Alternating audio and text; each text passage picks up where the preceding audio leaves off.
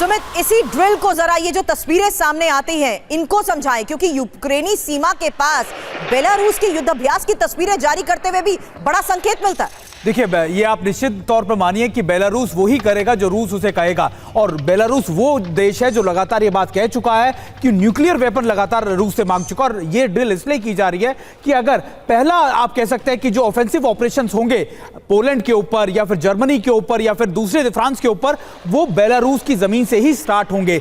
दरअसल जो buffer zone है रूस और इन यूरोपियन देशों के बीच में वो यूक्रेन का है, और इसीलिए बेलारूस एक ऐसा टेक्टिकल इलाका है जहां से ये ऑफेंसिव ऑपरेशन रूस बड़ी आसानी से चला सकता है, मूवमेंट बहुत आसानी से कर सकता है। और यही वजह है कि युद्ध स्टार्ट होने के कुछ दिन बाद ही बेलारूस में रूस ने अपनी बड़ी तैनाती कर दी थी।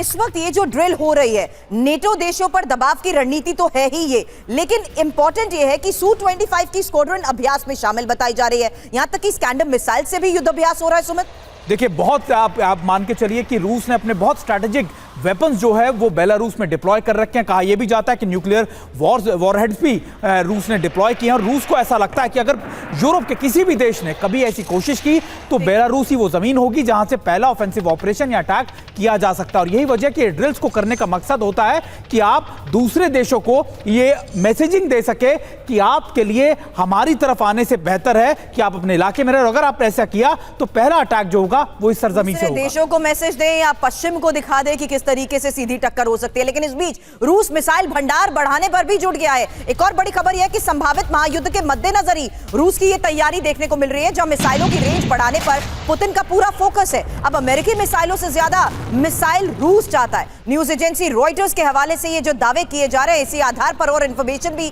आपके सामने रखेंगे, क्योंकि रूस का मिसाइल भंडार, पश्चिम पर प्रहार हम क्यों कह रहे हैं, क्योंकि रूस के पास नेटो देशों से ज्यादा बड़ा मिसाइल भंडार है। महत्वपूर्ण दूसरी बात यह कि बहुत तेजी से मिसाइल के प्रोडक्शन को भी रूस बढ़ाने पर फोकस कर रहा है। तीसरी बात, रूसी तैयारियों से यह साफ है कि महायुद्ध बहुत नजदीक है। चौथी और महत्वपूर्ण बात यह कि पुतिन को नेटो से टकराव का भी अंदेशा है।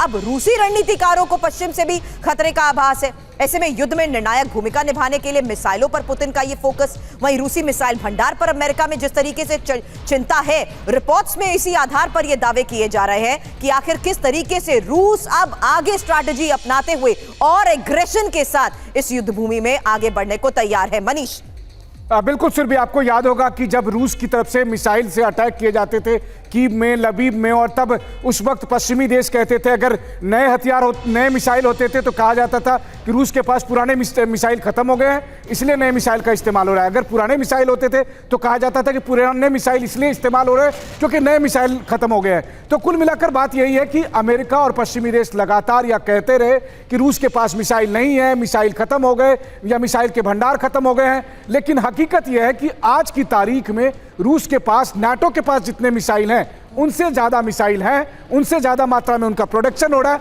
और सबसे अहम बात, अगर यूक्रेन की तरफ से 1 गोले दागे जा रहे हैं तो जवाब में रूस की तरफ से 17 गोले दागे जा रहे हैं। तो आप खुद ही कंपेयर कर लीजिए कि किस तरह के मिसाइल या गोले का भंडार अभी रूस के पास है। ऐसे में सुमित, सवाल तो ये कि आखिर अमेरिका को किस तरीके से अब खतरे के ये आभास नहीं हो रहा, क्योंकि ये स्ट्रैटेजीज जिस लिहाज से पुतिन अपना रहे हैं, इसकी स्पेक्यूलेशंस तो यूएस पहले भी कर चुका है, लेकिन मुश्किल में आखिरकार अमेरिका को ही डाल दिया पुतिन ने।